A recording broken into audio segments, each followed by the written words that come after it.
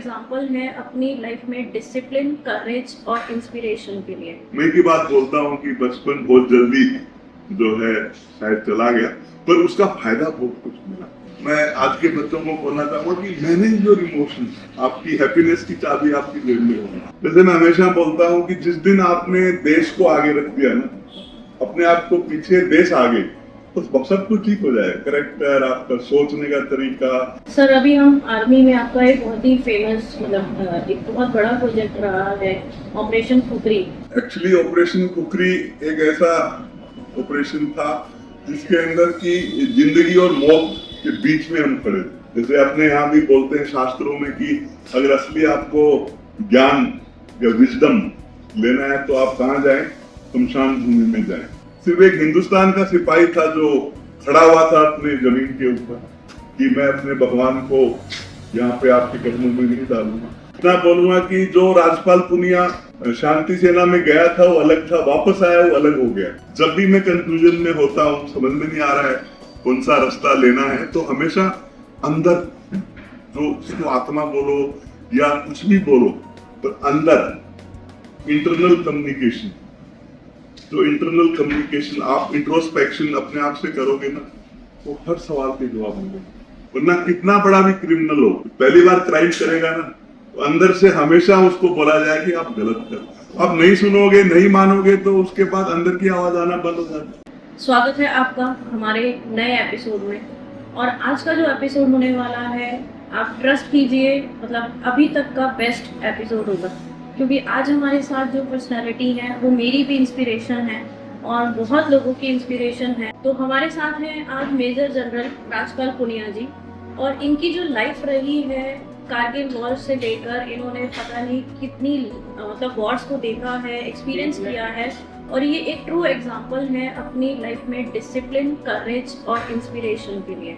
और आज हम इनसे बहुत सारी चीज़ें जानने वाले हैं, इनकी लाइफ के बारे में, इनकी पर्सनल जर्नी, इनके जितने भी प्रोजेक्ट्स रहे हैं। तो आइए बात करते हैं हम सर से। स्वागत है सर आपका। Thank you very much, Jyoti. You know what inspired me the most when you approached me for this talk public podcast was that we are going to speak about spirituality, आध्यात्मिक बात करने का जो मौका मिल रहा है, खासकर एक सिपाही को। बहुत कम लोग शायद जानते होंगे कि एक सिपाही जो है इतना ज्यादा स्पिरिचुअल होता है, आध्यात्मिक होता है, ऊपर वाले को मानता है, क्योंकि हर लड़ाई में जाने से पहले वो इसी चीज को याद रखता है कि शायद ऊपर कोई है जो हमेशा मेरे साथ में रहने वाला है। तो इसलिए मैं I am so happy to be here today with you. वैसे मेरे पास एक क्वेश्चन था, मेरे दिमाग में ये चल रही थी बात कि आप इतने मतलब पावरफुल और एक सॉलिड पर्सनालिटी हैं, तो क्या आप स्पिरिचुअल होंगे? तो आई वाज थोड़ा सा डाउटफुल कि मतलब कॉन्ट्रैरी नहीं हो जाएगी। बहुत ज्यादा, वाओ, इतना ज्यादा कि शायद मैं इतना बता नहीं पाऊँ, लेकिन कोशिश करूंगा आज स्पिरिचुअल जो आध्यात्मिक मेरा सफर रहा है उसके बारे में बात करें। बहुत ही अमेजिंग रहने वाला है। तभी मैंने आज बोला कि आज का जो एपिसोड होगा अभी तक का बेस्ट एपिसोड होने वाला है। आई नो, क्योंकि ये जो बात निकलेगी आई थिंक आपके दिल के अंदर से निकलेगी, आत्मा से निकलेगी। वैसे भी एक सिपाही तो हमेशा दिल से ही बोलता है। बिल्कुल। और ये तो ऐसा टॉपिक है जो शायद आज मेरे को मौका मिल रहा है पहली बार इसके बारे में बात करने के लिए। I am so happy to speak about it. वाह, ग्रेट। तो सर, आपकी अगर हम बचपन से शुरू करें, तो क्या आपका बचपन कैसा रहा? कैसे आपको लगा कि आपको मतलब सेना में आना है, इस आर्मी में ज्वाइन करना है? लाइक कहाँ से स्टार्ट हुआ? एक दुख वाली नब्ज वो आपने पकड़ लिया शुरू में, क्योंकि बहुत जल्दी बचपन खत्म हो गया। आप समझ सकते हैं, हर इंसान अपने बचपन को याद करता है। हमारा बचपन बहुत जल्दी खत्म हो गया, क्योंकि 9 इयर्स की एज, 9 साल की उम्र में हॉस्टल में, सैनिक स्कूल में पहुंच गए, जहाँ पे सुबह 5 बजे उठना है, सुबह मॉर्निंग पीटी करना है, उसके बाद में ऐसा रूटीन जो दिन भर रात को 11 बजे तक आपको बैठने नहीं दो। तो बचपन था ही नहीं, क्योंकि जब और आज भी मैं जब पीछे मुड़ के देखता हूँ, हमेशा मैं की बात बोलता हूँ कि बचपन बहुत जल्दी जो है शायद चला गया, पर उसका फायदा बहुत कुछ मिला। बचपन जरूर गया, लेकिन हमने बहुत जल्दी एक ऐसा मंत्र जो सीख लिया ना, जो शायद आज के बच्चों के लिए बहुत जल्दी मैं शायद इस पॉडकास्ट में बोल रहा हूँ, लेकिन वही जरूरी है, मैनेजमेंट। अपने आप को मैनेज करना हम सीख गए, बहुत जल्दी सीख गए। जैसे ही हॉस्टल में गए तो पहला लेसन जो सीखा वो है कि अपने आप को कैसे मैनेज करना। वहाँ माँ बाप नहीं है, कोई आपके भाई बहन नहीं है, उस माहौल में अपने आप को मैनेज करना। और अपने आप को मैनेज करना यानी कि अपना रूटीन तो है ही है, लेकिन अपने इमोशंस को भी मैनेज करना। जब आप बचपन में और बहुत जल्दी ये सीख जाओ कि अपने इमोशंस को कैसे मैनेज करना है, तो उसके बाद कुछ भी मुश्किल नहीं है। और यही चीज जो शायद मैं आज के बच्चों को बोलना चाहूंगा कि मैनेज योर इमोशंस। इमोशंस को जिस दिन आप अपने इमोशंस को मैनेज करना सीख जाओगे ना, उस दिन आपकी जो चाबी, जो हमेशा मैं बात करता हूँ, आपकी हैप्पीनेस की चाबी आपकी जेब में होगी। तो सर जैसे उस टाइम पर आप अकेले थे, हॉस्टल में थे, तब कहीं ना कहीं आपको कुछ ऐसा फील हुआ कि कोई तो है जो सपोर्ट कर रहा है, जहाँ कोई नहीं है वहाँ शायद कोई है। जो मैं थोड़ी देर पहले बोल रहा था, ऊपर वाले में भरोसा शुरू हो जाता है जब आदमी इस ऐसे माहौल में जब अपने आप को देखता है कि आप अकेले।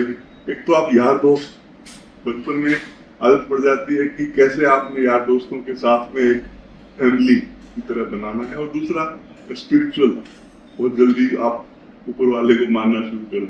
ये अगर नेशनल स्पिरिट, जैसे मैं हमेशा बोलता हूँ कि जिस दिन आपने देश को आगे रख दिया ना, अपने आप को पीछे, देश आगे, तो सब कुछ ठीक हो जाएगा। करेक्टर, आपका सोचने का तरीका, आपका जिंदगी में ज्यादा उतार चढ़ाव नहीं आएगा, आप एक सहज, एक बैलेंस्ड इंसान बन जाएंगे। तो जो देश में देशभक्ति का जो इमोशन है वो ही है जो कि बाकी एक पर्सनैलिटी को तराशने का मंत्र है। तो वो बहुत जल्दी हमें मिल गया, तो फिर डिस्टर्ब भी कम होते हैं, आपके लाइफ में उतार चढ़ाव भी कम आते हैं, और आपका एक सोचने का जो तरीका है वो ऐसा हो जाता है कि आप जो है अपना बारे में कम सोचते हैं, दूसरों के बारे में ज्यादा सोचते हैं। ये फीलिंग जिस दिन आ जाती है ना, वैसे ही आदमी सहज और बैलेंस के अंदर आ जाता है। तो वो चीज आदमी में सीखने को मिला, बहुत जल्दी सीखने को मिला। सर अभी हम आर्मी में आपका एक बहुत ही फेमस, मतलब एक बहुत बड़ा प्रोजेक्ट रहा है ऑपरेशन खुकरी, तो उसके बारे में हम जानना चाहेंगे कि क्या अनुभव रहा और कैसा था वो। एक्चुअली ऑपरेशन खुकरी एक ऐसा ऑपरेशन था जिसके अंदर की जिंदगी और मौत के बीच में हम खड़े थे, और एक दिन के लिए नहीं, 3 महीने के लिए। जब लगभग 3 महीने के लिए इंसान इन दो चीजों के बीच में खड़ा होता है, तो शायद उससे बड़ा जो स्पिरिचुअल लर्निंग कहीं नहीं होता है। जैसे अपने यहाँ भी बोलते हैं शास्त्रों में कि अगर असली आपको ज्ञान या विजडम लेना है तो आप कहाँ जाएं? शमशान भूमि में जाएं, तो वहां जाके आपका डेथ से सामना होता है। तो वो हमारे को एक मौका मिला, इसके अंदर की बाकी तो मैं डिटेल नहीं बताऊंगा, लेकिन सिचुएशन ऐसा हो गया था कि हमारे को घेर लिया था आतंकवादियों ने, और उनका डिमांड था कि हथियार डालो। हमने बोला हथियार नहीं डालेंगे, क्योंकि हथियार की हम पूजा करते हैं, हथियार हमारा भगवान है, तो इसको हम यहाँ आपके कदमों में नहीं डाल सकते। उनको समझ में नहीं आ रहा, क्योंकि बाकी जितने भी शांति सैनिक थे, लगभग 15-16 कंट्रीज के थे, उन्होंने हथियार डाल दिए थे। सिर्फ एक हिंदुस्तान का सिपाही था जो खड़ा हुआ था अपने जमीन के ऊपर कि मैं अपने भगवान को यहाँ पे आपके कदमों में नहीं डालूंगा। इसी एक वजह से ये कम से कम 75 दिन तक वो घेरा बना रहता है। हर रात हम इंतजार करते थे कि शायद आज आतंकवादी हमला करने वाले हैं, आज शायद अटैक होने वाला है। तो वो सिचुएशन में जितना स्पिरिचुअल और जितना आध्यात्मिक, जितना भगवान में भरोसा बढ़ता है ना, वो कोई भी बुक्स आपको नहीं सिखा सकती। मैं वो पेन फील कर पा रही हूँ, मतलब वो सिचुएशन को सोच पाना भी एक बहुत बड़ा वो है कि आप, और आपने वो अनुभव किया है। इतना बोलूंगा कि जो राजपाल पुनिया शांति सेना में गया था वो अलग था, वापस आया वो अलग हो गया। उस operation is the, I would say like a watershed, कि उसके पहले मैं कुछ और था, उसके बाद में कुछ मेरे खुद बच्चे भी बोलते हैं, मेरी वाइफ भी बोलती है कि एक transformation as a human being, अपने अंदर की आवाज को सुनना शुरू किया आपने।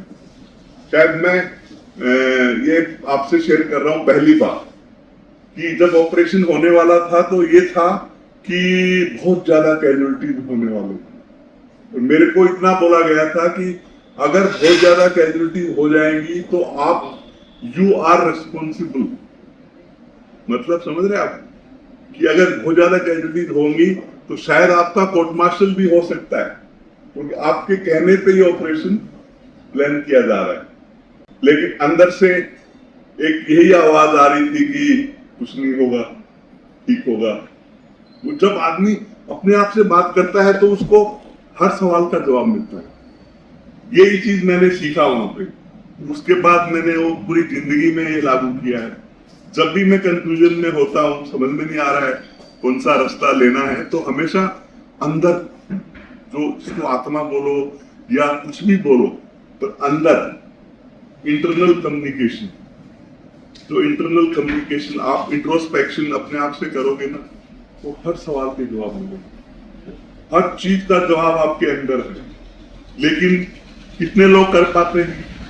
उसके लिए क्या है, आपको शांत होना पड़ता है। उसके लिए सबसे पहली चीज है कि आप थोड़ा अपने आप को, है ना, लंबा गहरा सांस लें। एंजाइटी वगैरह ये सब खत्म हो जाएगा। जब आप एकदम शांत हो जाते हो तब आपका कम्युनिकेशन शुरू होगा अपने अंदर से। अंदर की जो आत्मा है आपको सही रास्ता, जैसे जब पहली बार आदमी गलत करता है तो अंदर से आवाज आती है ना कि आप गलत कर रहे हो, पर वो आवाज बार बार आने के बाद भी अगर आप नहीं सुनते हो तो अंदर की आवाज फिर बंद हो जाती है।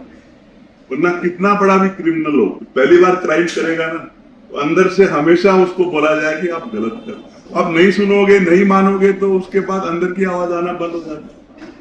तो हमने अंदर का आवाज सुनना सीखा, और ये पूरा ऑपरेशन, भगवान कसम है, ये पूरा ऑपरेशन अंदर की आवाज पे ही हमने आधारित किया कि ठीक होगा। ऊपर वाले पे भरोसा रखा, सब ठीक होगा, हम सब ठीक निकल के आएंगे। तो आज हम इसके बारे में बात कर रहे हैं। अगर गलत हो जाता ना, तो शायद मैं पूरी जिंदगी अपने आप को ये मानता कि मेरी वजह से मेरे सिपाही कैजुअलिटी हो गई, मेरी वजह से इतने सिपाही शहीद हो गए। तो सब ऊपर वाले की मेहरबानी, सब ठीक ठाक हुआ। आज ऑपरेशन कुकरी की हम बात कर रहे हैं सर, क्योंकि आपने सरेंडर कर दिया था, आपने यूनिवर्स पे सरेंडर करके और अंदर की आवाज सुनी, और डर लग रहा था आपको। लाइक अभी बहुत सारे बच्चे ऐसे हैं, स्पेशली अगर हम आजकल नेट के एग्जाम्स की बात कर रहे हैं, बच्चे सुसाइड कर रहे हैं। अभी आप जंतर मंतर पे देख रहे हैं जो प्रोटेस्ट चल रहा है, तो कहीं ना कहीं एक फियर है। हर बच्चा, हर इंसान में डर रहा है किसी फियर से ज्यादा स्ट्रेस है। आज के दिन स्ट्रेस माहौल में इतना ज्यादा हो गया है कि हर बच्चा स्ट्रेस में है। इतना स्ट्रेस शायद पेरेंट्स को ध्यान देना चाहिए बच्चों पे, इतना प्रेशर नहीं डालना। नीट नहीं होगा तो क्या होगा, डॉक्टर नहीं बनोगे तो क्या होगा, और बन जाओगे। तो ये जो घरों में जो स्ट्रेस पेरेंट्स दे रहे हैं ना बच्चों को आज के दिन, मैं उनको रिस्पॉन्सिबल मानता हूँ। क्योंकि कहीं न कहीं जो हमने देखा है, बचपन जितना भी देखा है, उसमें पेरेंट्स हमेशा बोलते थे टेंशन नहीं, फिक्र नहीं, हम है ना। तो आप बोलिए ना अपने बच्चों को, क्यों स्ट्रेस ले रहे हो, हम है ना, हम आपको एकदम ठीक संभालेंगे, आप टेंशन मत लो। कुछ कर लोगे अच्छा है, नहीं करते हो तो और अच्छा करने वाले हो, कुछ गलत नहीं होने वाला है। तो ये स्ट्रेस इतना ज्यादा सोसाइटी के अंदर, समाज के अंदर, बच्चों के अंदर, बच्चों से मैं यही बोलना चाहूंगा कि मेहनत कीजिए। मेहनत के लिए कोई मना नहीं करता, लेकिन स्ट्रेस मत लीजिए। कामयाब होते हो तो जो आपने सोचा है वो होगा, कामयाब नहीं होते हो तो फिर ऊपर वाले ने जो सोचा है वो होगा। उस पे छोड़िए ना थोड़ा सा। एक्चुअली जैसे अभी आपने बोला कि माँ बाप बच्चे को बोलते हैं कि टेंशन मतलब हम हैं, तो हमारे ऊपर भी तो कोई गॉड बैठा है, कोई फादर है जो जिसके हम सब बच्चे हैं। बिल्कुल। तो ये वाली बात आपकी वहाँ आती है कि आप अपना एक्शन करो, आप अपना कर्मा बेस्ट करो, आपको इनर कॉलिंग आई, आपने वो किया, लेकिन एट द एंड सरेंडर कर दो। Don't attach to the result. जैसे आपने ठीक बोला, कर्म आपके हाथ में है, आप करो, पर उसका फल क्या मिल रहा है उसकी ज्यादा स्ट्रेस, अगर उसी का तो स्ट्रेस कर रहे हैं ना बच्चे। कि मैं सक्सेस होऊंगा नहीं होऊंगा। अब एक चीज में सक्सेस नहीं हो गए तो शायद 4 रास्ते में खुल जाएंगे, बहुत कुछ है लाइफ में। तो सुसाइड कर रहे हैं, मैं तो मतलब खुद हैरान हूं कि कोई ऐसा कैसे कर सकता है। आपको भगवान ने एक जीवन दिया है, आपको वो जीवन को जो है बहुत कुछ करना है जिंदगी में। ये एक प्रोफेशन नहीं, शायद आपके लिए 1000 प्रोफेशन के रास्ते खुल जाएंगे। अपने आप में भरोसा रखो, अपने आप में जिस दिन भरोसा करोगे आप कहीं भी किसी भी ऑब्स्टिकल पे रुकने वाले नहीं हो। यही एक चीज है जो कि आपको शायद लाइफ में आगे लेकर के जाएगी। सेल्फ कॉन्फिडेंस, अपने आप के ऊपर भरोसा, वो अंदर से आता है। तो आज मैं एक चीज पे और हैरान हो रहा हूं, और मैं खुद, मेरे को बहुत जगह बुलाया जाता है, मैं मना कर देता हूँ। बोलते हैं आपने मोटिवेशनल स्पीकर बनना है, मैं बोलता हूँ नहीं, मैंने नहीं बनना। क्यों? क्योंकि अगर बच्चों को इंजेक्शन की जरूरत है मोटिवेशन के लिए तो फिर कोई फायदा नहीं। हमें किसी ने मोटिवेशन नहीं किया, मोटिवेशन आपके अंदर से आना चाहिए। हम आपको गाइडेंस दे सकते हैं ना, आप मेरे को बुलाइए, मैं आपको गाइड करूंगा कैसे मिलिट्री में जाना। मोटिवेशन मैं नहीं दूंगा। अगर आपको मोटिवेशन की जरूरत पड़ रही है तो कहीं न कहीं आपके अंदर कमजोरी है। आप अपना मोटिवेशन अपने अंदर ढूंढिए। जिस बच्चे ने अपने अंदर मोटिवेशन ढूंढ लिया, जो अंदर की आवाज, जो अंदर का मोटिवेशन, उसको कोई नहीं रोक सकता। तो इसीलिए जो मोटिवेशनल स्पीकर्स का एक प्रोफेशन बन गया है, बहुत से लोग इस प्रोफेशन में लगे हुए। मत कीजिए, इन बच्चों के साथ आप गलत कर रहे हैं। इनको आप मोटिवेशन के बजाय गाइडेंस करें, मोटिवेशन नहीं करें। मोटिवेशनल स्पीकर्स का प्रोफेशन बहुत गलत प्रोफेशन है। मैं नहीं करता हूं किसी को। मैं इतना ही बोलता हूं, बेटे अगर आपको अपने अंदर ढूंढो मोटिवेशन मिलता है तो आप कामयाब हैं। अगर आप बाहर ढूंढ रहे हैं मोटिवेशन तो फिर अंदर से कमजोर है। मुझे भी जैसे बोला जाता है कि एज अ स्पीकर मैं मोटिवेशन स्पीकर बनूं, तो मैंने कहा मैं स्पीकर तो नहीं, मैं लिसनर बनना चाहूंगी।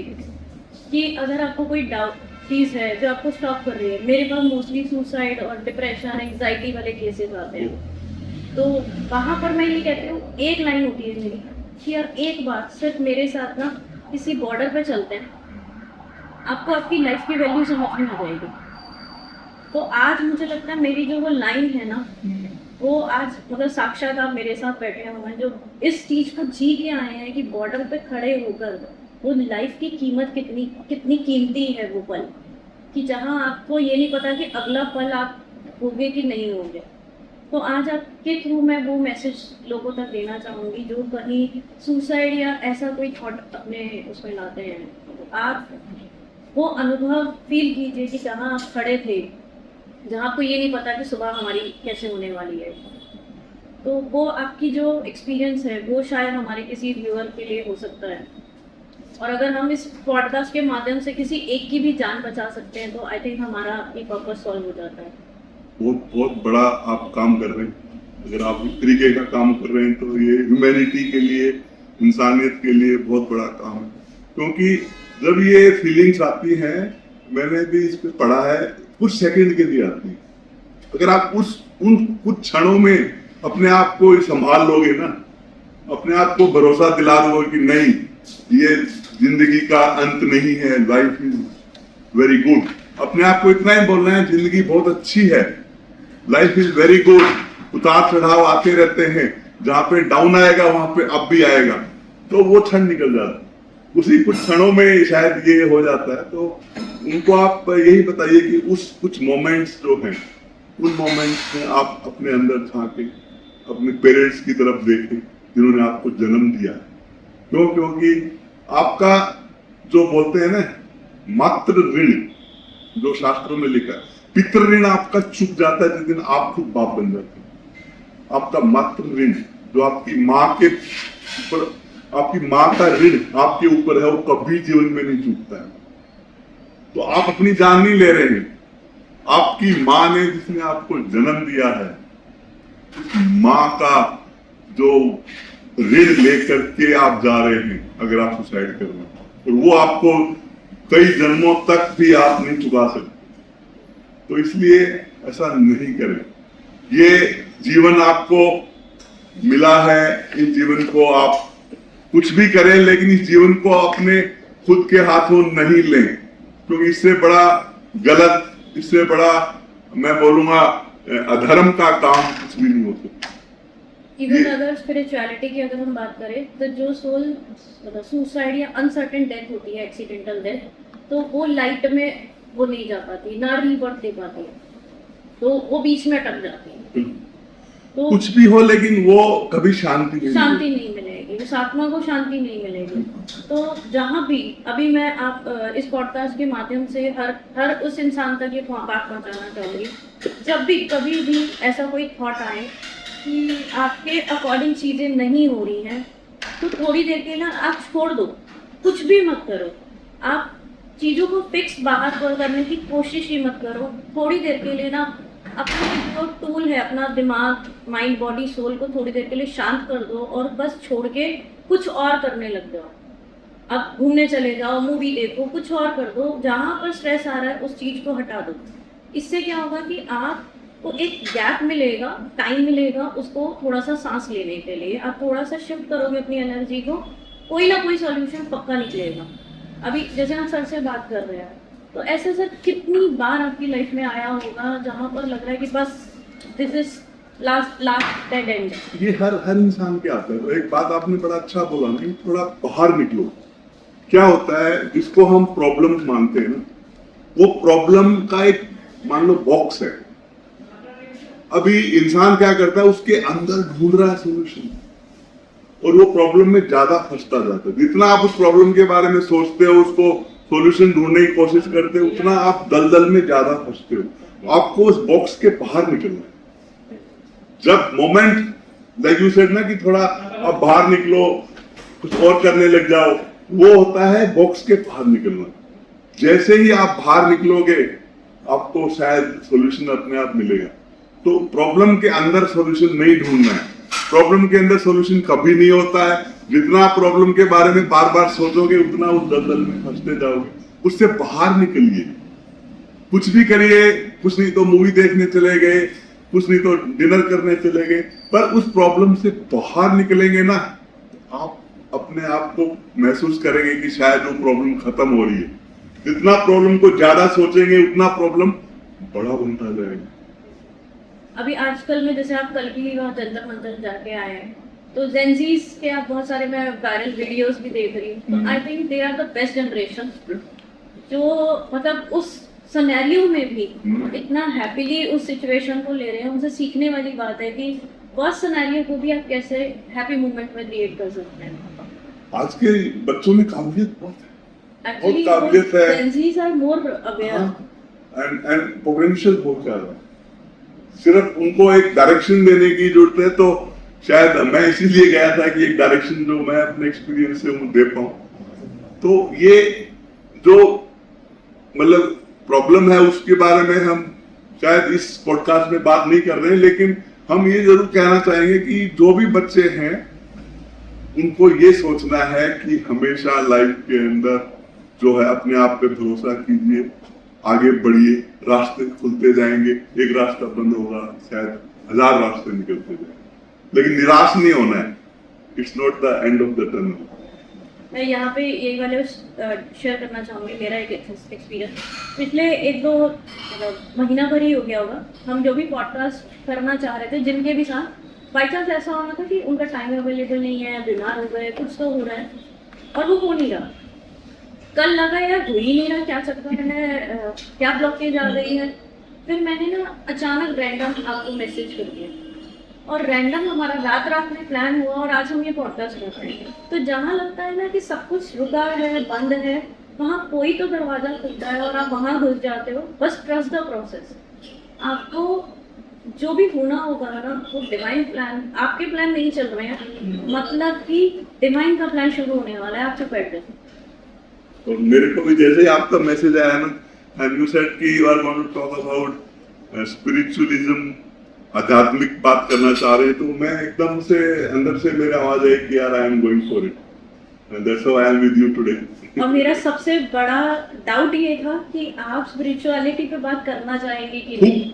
जी, तो मैं कह रहा हूँ, पहली बार मैं इसके बारे में बात कर रहा हूँ, लेकिन मैं हमेशा से बचपन से लेके आज तक बहुत आध्यात्मिक रहा हूँ।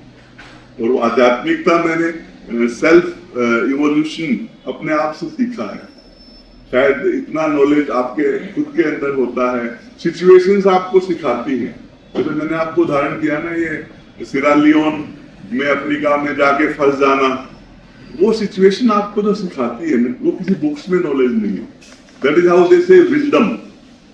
जो मैं अभी बात कर रहा हूँ वो अपनी विजडम से बात कर रहा हूँ। नॉलेज तो बुक्स में है, विजडम आपको शायद जिंदगी सिखाती है, लाइफ सिखाती है। तो ये बच्चे अभी क्या है कि जैसे जैसे उम्र लेंगे वैसे वैसे सीखते जाएंगे तो मैनेज करना, और खासकर अपने इमोशंस को मैनेज करना। सुसाइड क्यों है? क्योंकि अपने इमोशंस को मैनेज नहीं कर पा रहे। जो मैंने शुरू में बोला, जिसने अपने इमोशंस को मैनेज करना सीख लिया ना, उसके लिए कोई प्रॉब्लम है ही नहीं। क्योंकि ये इमोशंस, यही आदमी को डिप्रेशन में ले जाते हैं, और डिप्रेशन ही आपको सुसाइड के रास्ते पे ले जाता है। तो सबसे पहले अपने इमोशंस को मैनेज करो, अपने आप को खुद को बोलते रहो कि यार all is well, all okay, सब ठीक है, सब ठीक हो जाएगा। एक पॉजिटिव सोच होना चाहिए, न कि नकारात्मक, नेगेटिव सोच कभी नहीं होना चाहिए। हमेशा लाइफ में बी पॉजिटिव। भगवान ने भी बी पॉजिटिव ज्यादा बनाए। आप कितने ब्लड ग्रुप पता कीजिए, कम से कम भी 80% बी पॉजिटिव ब्लड ग्रुप है। आप किसी को पूछो बी पॉजिटिव, तो भगवान ने बी पॉजिटिव बनाए ना, तो नेगेटिव तो हम हो रहे हैं। बहुत सही बात बताइए। तो अभी बुक के बारे में जैसे आप बात कर रहे हैं कि बुक एक माध्यम है आपको ज्ञान देने के लिए, नॉलेज देने के लिए, तो हम आपकी अपकमिंग बुक के बारे में भी जानना चाहेंगे, क्योंकि मुझे लगता है कि आपके अंदर अभी जो ज्ञान है ना, उसको निकालने के लिए मुझे शायद जन्म लगेगा समझने के लिए आपको, लेकिन आपके बुक के द्वारा हम अगर बच्चों तक या मेरे तक भी कुछ नॉलेज दे पाए। ज्योति, मैंने 3 बुक्स लिखी थी, पर पहली तीनों बुक्स मैंने अपनी लाइफ पे लिखी। एंड जब आप अपनी लाइफ पे लिखते हो तो इट इज नॉन फिक्शन। किसी ने मेरे को बोला यार ऑथर उस दिन कंप्लीट होता है जब फिक्शन लिखता है। फिक्शन मतलब आप अपना जितना आपका विजडम है वो इस्तेमाल करके कहानी लिखते हो, वो कहानी में आपकी क्रिएटिविटी आती है। तो आई am so happy you know about my 4th book, जो कि एक फिक्शन है। एक ऐसी कहानी है जो अभी अंडर प्रिंट है। It is I think going to be available in within 1 week, online available होगी, और वो बुक का जो स्क्रीनशॉट मैं शेयर कर दूंगा। लेकिन जो इस कहानी को पढ़ लेगा ना, भगवान कसम उसको कोई प्रॉब्लम कभी जिंदगी में कुछ होगा ही नहीं। जब वो इस एक कहानी है जो एक बच्ची, एक छोटी बच्ची जो राजस्थान में पैदा होती है और 9 साल की उम्र में उसकी शादी हो जाती है, 9 ईयर्स में, और 13 ईयर्स में वो विडो हो जाती है। और उस जमाने में एक विडो, एक विधवा के साथ समाज में इतना अत्याचार होता था, मतलब वो सब अत्याचार सहन करके कैसे वो पढ़ती है, एजुकेशन की लाइन में आती है। जब बच्चियों को स्कूल में जाने की परमिशन भी नहीं होती है, वो जिद करके कैसे एग्जामिनेशन देती है और कैसे एक स्कूल टीचर बनती है। स्कूल टीचर बनने के बाद कैसे समाज खड़ा हो जाता है, उसको स्कूल में ज्वाइन नहीं करने देता है। तो उसकी एक ऐसी कहानी है, जितना संघर्ष। बुक का नाम है कमला। कमला उस छोटी बच्ची का नाम है। और मैं खुद जब ये बुक पूरा लिखा ना, जब मैं खुद पहली बार पढ़ रहा था तो आई वॉज क्राइंग। मेरी वाइफ मेरे को बोल रही है आप ही ने तो लिखा है, आप पढ़ के रो रहे हो। तो मैंने कहा यार कितना इसकी कहानी में दर्द है, कितनी इसकी लाइफ में स्ट्रगल है। तो जो ये पढ़ लेगा ना, अपने जो खुद के पर्सनल स्ट्रगल्स तो भूल जाएगा, छोटी मोटी प्रॉब्लम उसको डिस्टर्ब नहीं करेगी। It is going to be a therapy. ये बुक एक थेरेपी की तरह होने वाली है, जो मैं रिकमेंड करूंगा आज के बच्चों को एक बार पढ़ना जरूर। आप एक बार पढ़ोगे ना तो आप शायद अपनी छोटी मोटी रूटीन की प्रॉब्लम्स को भूल जाओगे। That is what Kamala the desert warrior, the next book I will read. मैं ज़रूर शेयर करूँगी अपने प्लेटफॉर्म पे। एक्चुअली मुझे लगता है ऐसा कि life is not to suffer, life is to enjoy. और ऊपर नीचे आए। और हम लोग स्पिरिचुअलिटी में इस फेज को बोलते हैं dark night of the soul, जहाँ आपका जीते जी रीबर्थ होता है। और हर बार जब आपका रीबर्थ होता है, जब आप dark night of the soul में जाते हैं, तो चारों तरफ के आपको ट्रिगर्स आते हैं, आपकी सिचुएशन ऐसे लगती है कि यार सब मेस्ड अप हो गया। लेकिन वहीं से ही जब आप बाहर निकलते हो, you will become a more strong person. ऐसा नहीं होता है कि आपको कभी लो फील ही नहीं होगा, कभी गुस्सा आएगा ही नहीं, कभी आपको डिमोटिवेशन नहीं होगा। ऐसा मैंने नहीं देखा कि बिल्कुल सबकी लाइफ ऐसे ही चल रही है। लाइफ ऐसे ही है। तो आई एम श्योर आपकी लाइफ में भी ऐसा नहीं हुआ होगा कि कभी आपको एंगर नहीं आ रहा है, या आपने उस गुस्से को आप किस फॉर्म में ले जा रहे हो वो इम्पोर्टेंट है। अभी आप कारगिल पे या कहीं पे खड़े होकर ये नहीं कह सकते मुझे गुस्सा नहीं आ रहा। आप वहाँ बैठ के आंख बंद करके मेडिटेशन में नहीं बैठ सकते। वहाँ आपको अपने गुस्से को चैनल करना है सामने वाले को खत्म करने के लिए। कई बार क्या होता है जो कि कम सोचना अच्छा होता है। आज की जनरेशन बहुत ज्यादा ओवर थिंकिंग कर रही है। ओवर थिंकिंग की वजह से ही इतने ज्यादा प्रॉब्लम्स बढ़ रहे हैं। जो आप ओवर थिंकिंग करते करते इमेजिनेशन शुरू कर देते हो, हेलुसिनेशन शुरू हो जाते हैं। शायद उसने ये बोला, उसका ये मतलब है, उसने मेरे को ऐसे लेट डाउन कर दिया। ओवर थिंकिंग भी सही नहीं है। इंट्रोस्पेक्शन करना है, सोचना है, अपने आप से बात करना है, लेकिन ओवर थिंकिंग नहीं करना है। Over thinking and over reaction, ये दो ही बीमारी है। जो जेनजी आप बोल रहे हो ना, ये दोनों अगर आप नहीं करें, ओवर थिंकिंग और ओवर रिएक्शन, हर चीज पे रिएक्शन क्यों करना है? आप खुद ही बोलो ना। कुछ चीजें होती हैं जो आपको सिर्फ सुनना है, हर सेंटेंस पे आपने रिएक्शन क्यों करना है? आप ये कोशिश तो करो ना सुनने की। आप इधर से सुन के दूसरे कान से निकालना शुरू करो, आपको कोई रिएक्शन करने की जरूरत ही नहीं पड़ेगी। आप स्माइल करोगे। इसने कुछ बोल दिया, आपने इधर से सुना, आपको अच्छा नहीं लगा, इधर से निकाल दिया, and you will smile at that person. Reaction नहीं करना है। जिस दिन आपने ये ओवर थिंकिंग और ओवर रिएक्शन पे कंट्रोल कर लिया ना, तो ये जो आप बोल रहे हो ना, कोई सुसाइड नहीं होगा, कोई डिस्टर्ब नहीं होगा, आपको प्रॉब्लम्स नजर ही नहीं आएंगी। आपको लाइफ इतना इंटरेस्टिंग हो जाएगा। जो आपने अभी बोला, life is very good. Yes, भगवान ने आपको इस जन्म में भेजा है to enjoy this human life. Enjoy मतलब खुश रहो, परेशान मत। हर चीज पे आप परेशान हो रहे हो, अच्छा होता है तो भी परेशान हो जाते हो, मत करो। मतलब एक अपने आप को कितना गाइड कर दो कि मैं जो है रिएक्शन पे कंट्रोल रखूंगा। मेरा रिएक्शन जब मैं चाहूंगा तभी होगा, वरना नहीं होगा। कोई दूसरा आपको कुछ भी बोले, आप उस पर रिएक्शन नहीं करेंगे। आप एक सहज, जो शास्त्रों में एक वर्ड है सहज, उसका कोई डेफिनेशन ही नहीं है। जो इंसान सहज मतलब बिल्कुल धैर्यवान, बैलेंस, वो रिएक्शन नहीं करता है, वो छोटी छोटी बातों पे डिस्टर्ब नहीं होता है। जिस दिन अगर आप ये बन गए ना, आपको लाइफ इतना अच्छा लगेगा। ये क्या है? पैसा, ये गरीबी, अमीरी, ये सब सिचुएशंस हैं, ये आती हैं। हर इंसान के आगे सिचुएशंस आती हैं और निकल जाती हैं, उसके बाद नई सिचुएशंस आती हैं।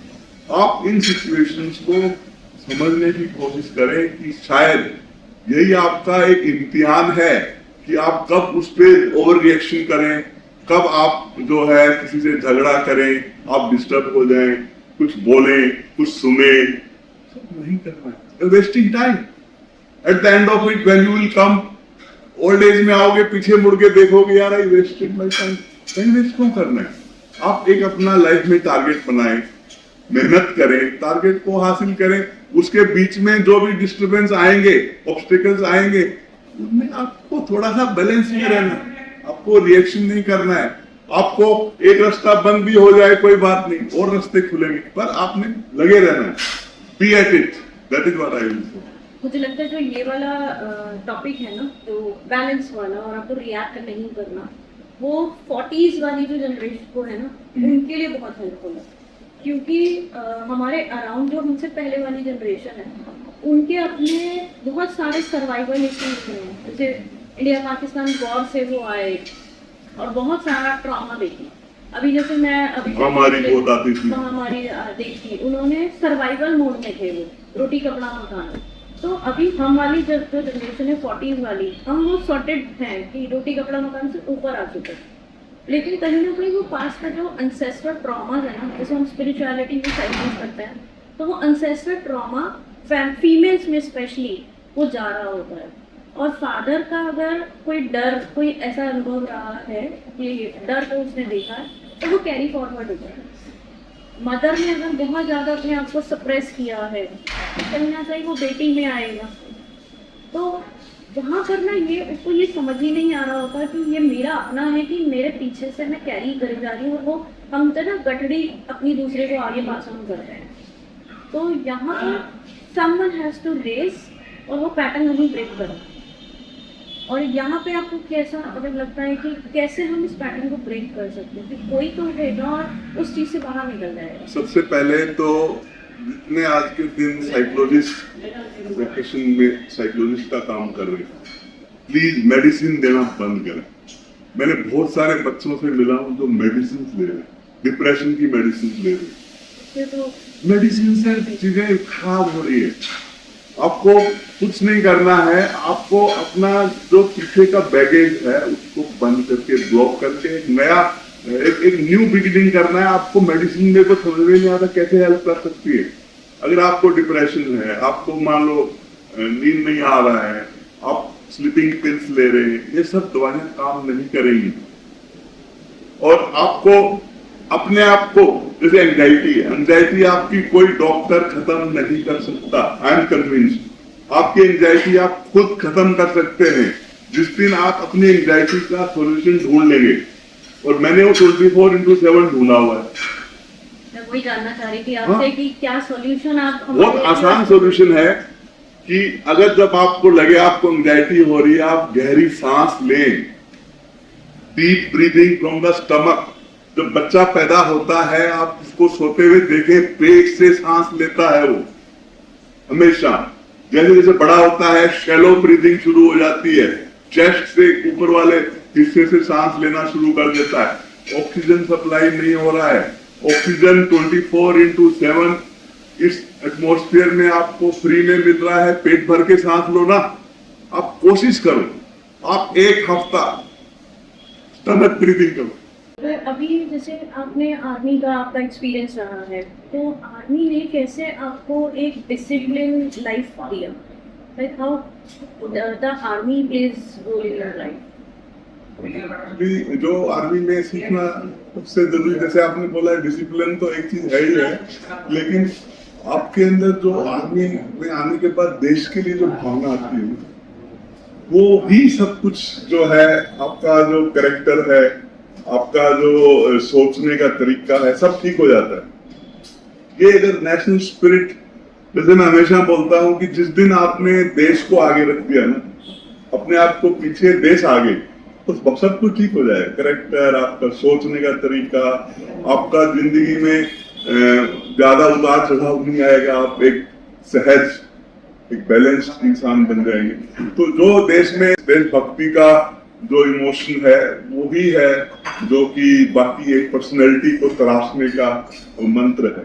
तो वो बहुत जल्दी हमें मिल गया, तो फिर डिस्टर्ब भी कम होते हैं, आपके लाइफ में उतार चढ़ाव भी कम आते हैं, और आपका एक सोचने का जो तरीका है वो ऐसा हो जाता है कि आप जो है अपना बारे में कम सोचते हैं, दूसरों के बारे में ज्यादा सोचते हैं। ये फीलिंग जिस दिन आ जाती है ना, वैसे ही आदमी सहज और बैलेंस के अंदर आ जाता है। तो वो चीज आदमी में सीखने को मिला, बहुत जल्दी सीखने को मिला। तो सर, अभी हम आर्मी में आपका एक बहुत ही फेमस, मतलब एक बहुत बड़ा प्रोजेक्ट रहा है ऑपरेशन खुकरी, तो उसके बारे में हम जानना चाहेंगे कि क्या अनुभव रहा और कैसा था वो? एक्चुअली ऑपरेशन खुकरी एक ऐसा ऑपरेशन था जिसके अंदर की जिंदगी और मौत के बीच में हम खड़े थे, और एक दिन के लिए नहीं, 3 महीने के लिए। जब लगभग 3 महीने के लिए इंसान इन 2 चीजों के बीच में खड़ा होता है, तो शायद उससे बड़ा जो स्पिरिचुअल लर्निंग कहीं नहीं होता है। हम बात कर रहे थे कि एंजाइटी, डिप्रेशन, इसमें आपको कैसे हेल्प आप दे सकते हैं कि कैसे उसको एक इंस्टेंटली आपको कोई टूल हो जिसको आप प्रैक्टिस करें और निकल जाए?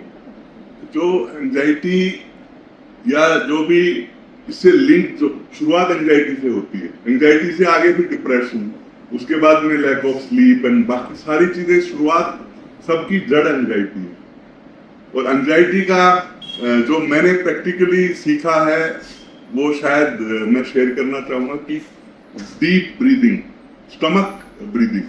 अगर आप, जब आपको लगे एंजाइटी हो रही है, आप स्टमक ब्रीदिंग या डीप ब्रीदिंग कम से कम 2 मिनट ही कर लेंगे ना, तो एंजाइटी खत्म हो जाएगी।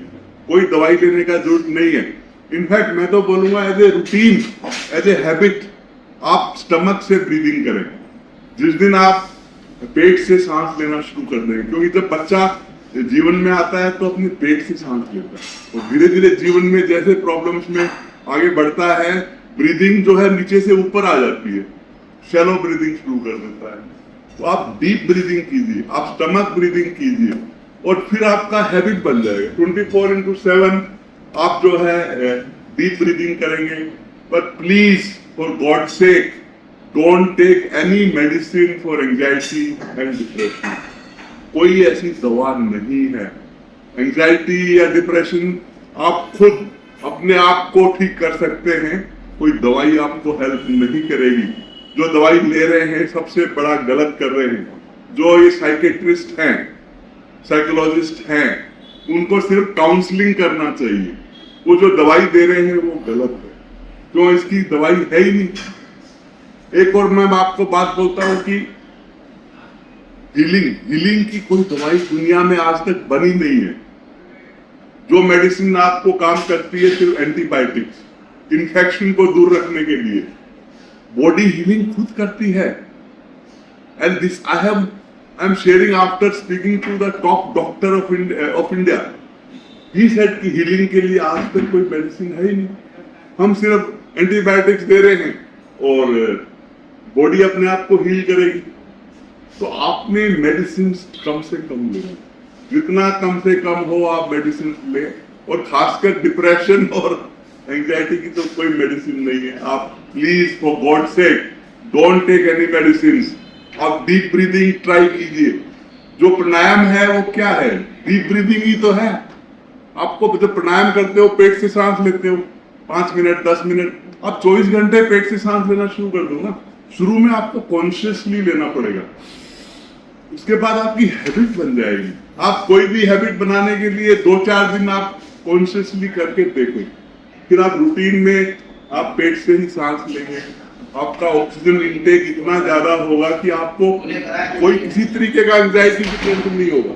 That is what I have experienced and I thought I am going to share on your platform about deep breathing. और दूसरी चीज, जो मोबाइल, ये सोने से पहले इसको बंद कीजिए। जब तक आप मोबाइल बंद करके नहीं सोएंगे, शायद वो मोबाइल आपको सोने नहीं देगा। जब आपको लगे आपको सोना है तो मोबाइल को स्विच ऑफ। जब मोबाइल को स्विच ऑफ कर रहे हैं, उस स्विच ऑफ को आप लिंक कीजिए कि आपने सारी आपकी दुनिया भर की प्रॉब्लम्स को बंद कर दिया है।